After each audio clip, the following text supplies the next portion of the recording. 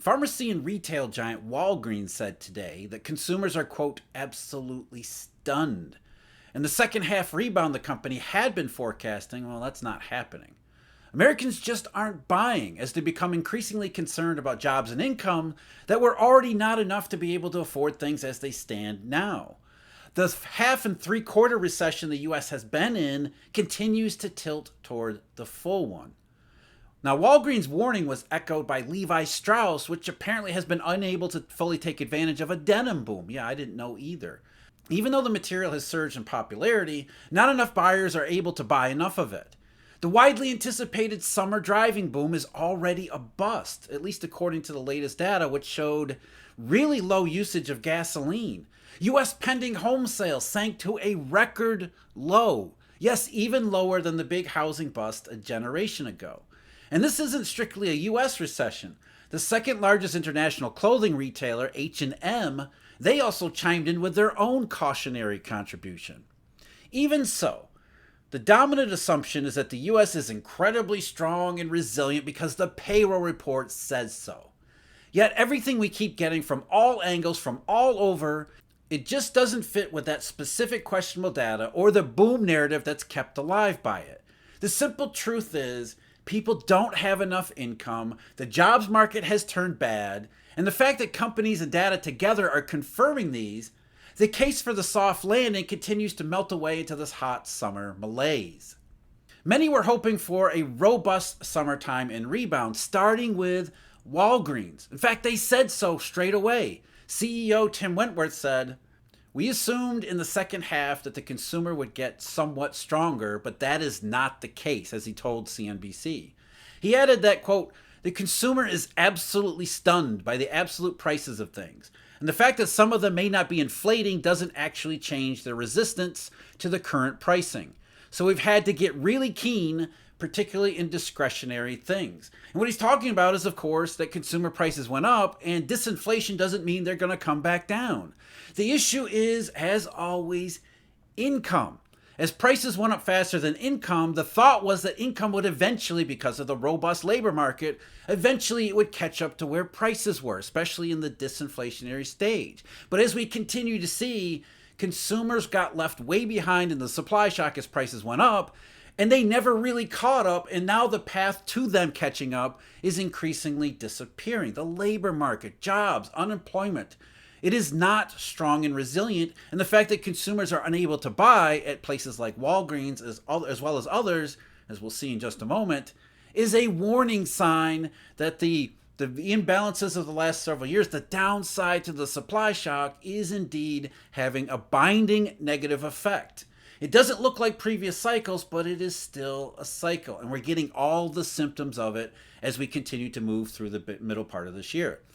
In fact, after Walgreens stock tanked by more than 20% in just the first minutes of trading, as the CEO Wentworth went on CNBC, he seemed to imply that the company may be thinking about closing as many as 25% of its 8,600 stores. But I guess we shouldn't worry about it because that's not going to show up in the establishment survey anyway. And all of this stuff about consumers and spending and weak economy, that is a primary input into the fundamental value of interest rates. And that's exactly what we're going to be talking about tomorrow, Friday, June 28, 6:30 p.m., Eurodollar University's webinar. It is absolutely imperative to understand where rates are actually coming from, when all you hear in the mainstream is the pure nonsense about treasury auctions and sticky inflation. And the webinar is just a glimpse of what I write about every day at our deep dive analysis, what I put into the daily updates at my daily briefing. And behind both of those, we do have memberships with all the background material.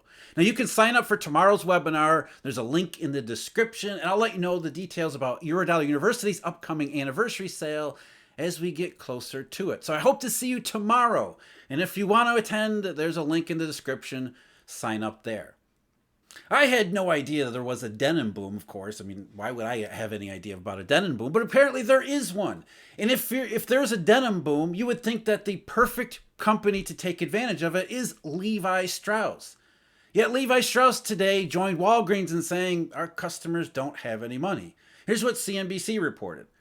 The jeans creator on Wednesday posted fiscal second quarter revenue that fell just short of Wall Street's expectations at a time when shoppers are stocking their wardrobes with denim dresses, skirts, and ultra low-rise baggy pants, whatever those are.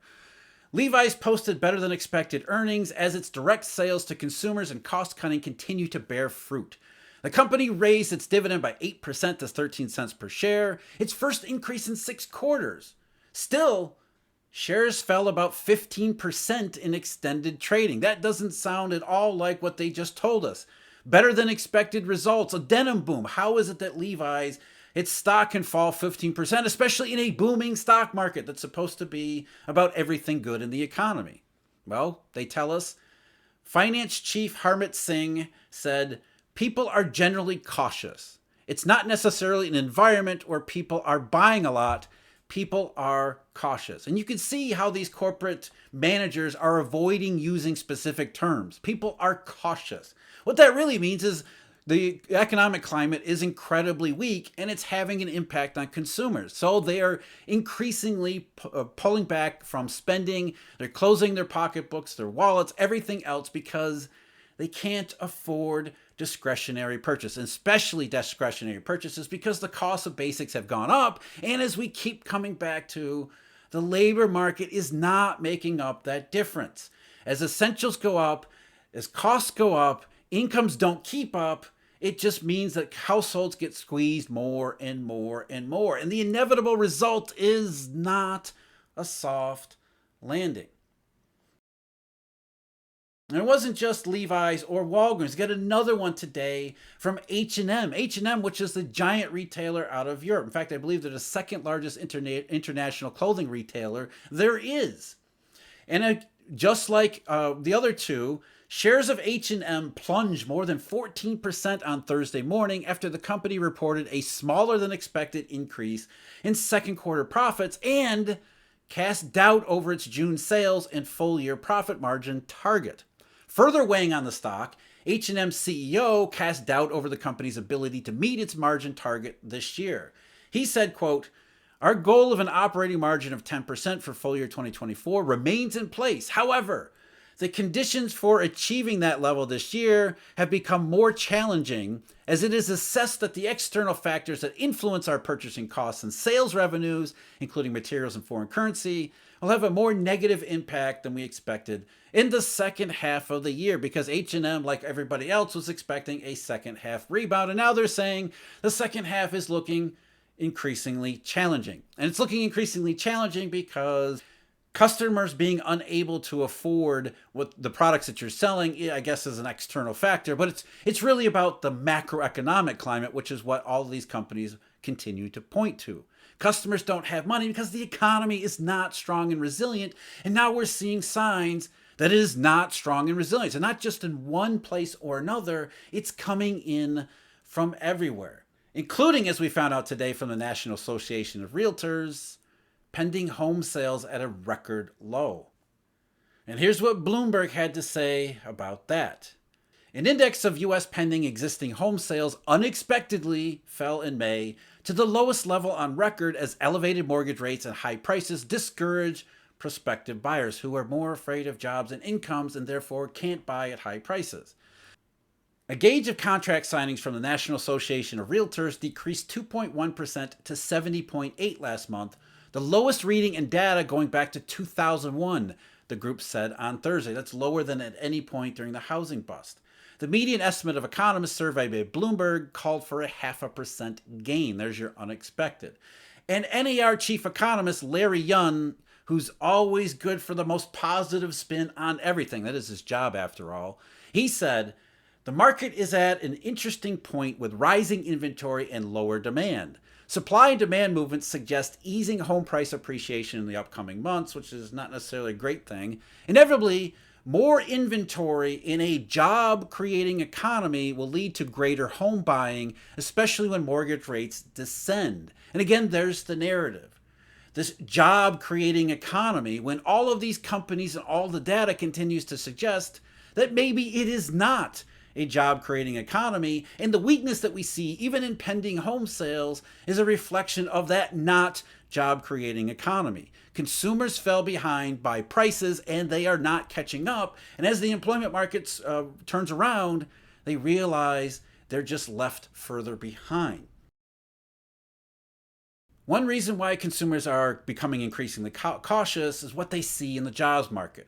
They've been dealing with a hiring freeze for many months now. We see that in any number of statistics, especially the BLS's JOLTS numbers for hires, not job openings, hires. Hiring has tumbled. There is a economy-wide hiring freeze, which gets us to half a recession. You think about what a recession looks like from the employment perspective. It is companies that don't hire, as well as many companies that also lay off people. Well, we don't have the big levels of massive layoffs, but we do have the hiring freeze. And we see that in economic statistics, as well as tons of anecdotes from all over the place. Businesses will not hire anyone because they are increasingly concerned themselves. And as they're increasingly concerned themselves, they take action in the labor market. They hire fewer people, they cut back hours, and more than a few of them have looks like they have been cutting back on employees too. So the recession in the labor market, at least a half a recession in the labor market, is having an impact all over the place. As that's exactly what these messages from all these businesses, that's what they're telling us. That customers are, something big changed in the consumer economy over the last several months. And it really goes back to last year, but it's been building and building to the point that really since around March, we're starting to get all of these more visible signs of the full and complete downward part of the cycle. Today, the Department of Labor reported on jobless claims. And while initial claims were down yet again, they're still about 230-some thousand, which is not a huge level. Historically, it's still a low level, but it's slightly higher than it had been for quite some time earlier this year. So a little pickup in jobless claims. Not anything huge, but the bigger one is continued claims, which is an echo of what I just said about the hiring freeze. Those who are put onto unemployment aren't able to really find a replacement job. So it's another corroborating piece behind the half a recession. And continued claims climbed to a level of 1.839 million, which is the highest since November of 2021.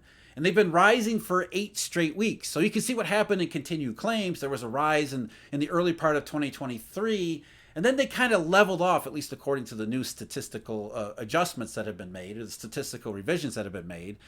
Continued claims leveled off pretty much ever since last fall. There had been a dip in them in the early part of this year, back in March and into April. And then over the last 8 weeks, they've been rising and rising and rising to set a new cycle high, suggesting that the labor market is softer than you might picture from the perspective of solely the payroll report.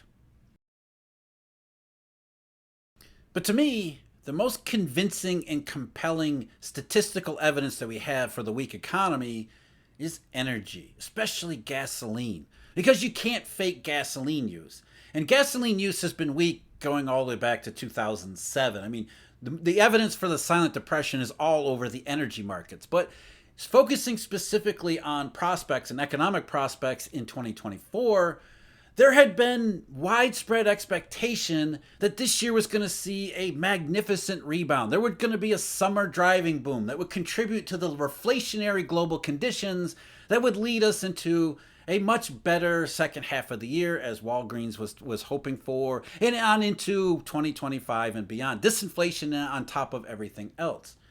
So reflation, demand rising, especially gasoline and energy, and it's just not happening. And gasoline demand is so weak that when you put it in context, you start looking at the economy very differently.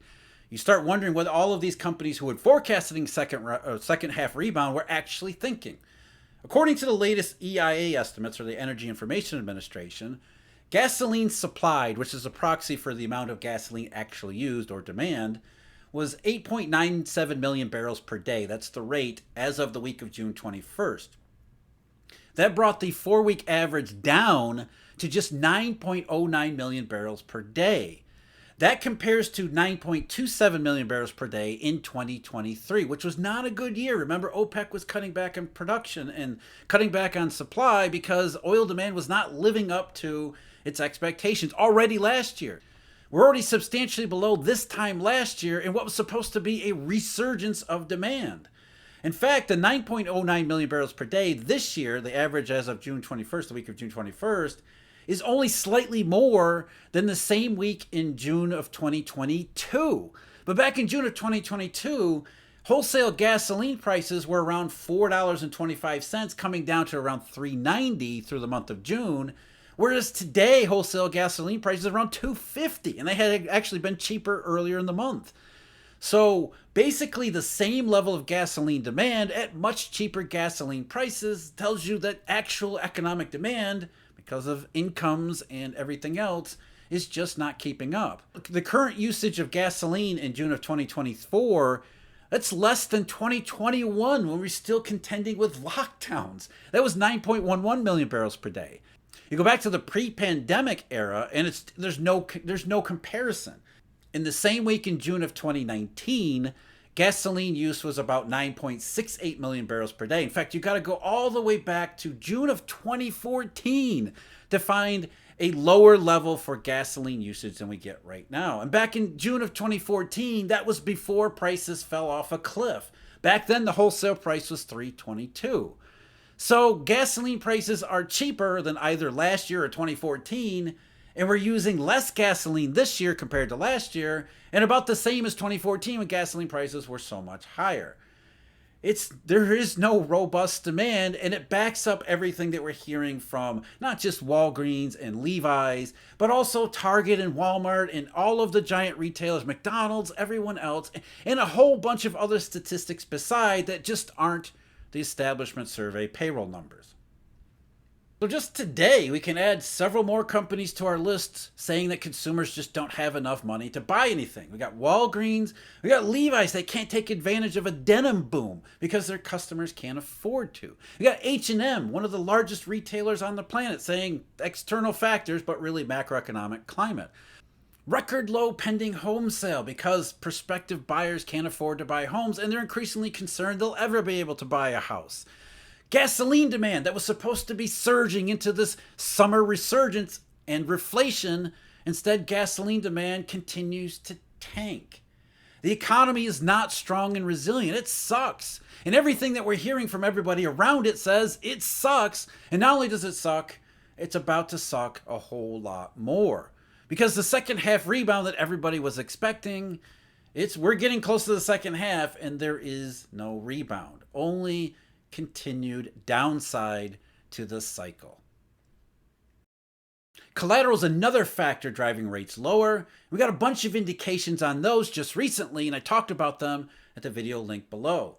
I hope to see you tomorrow at Eurodollar University's webinar, link in the description if you still want to sign up. As always, thank you very much for joining me. Huge thank you, Eurodollar University members and subscribers. And until next time, take care.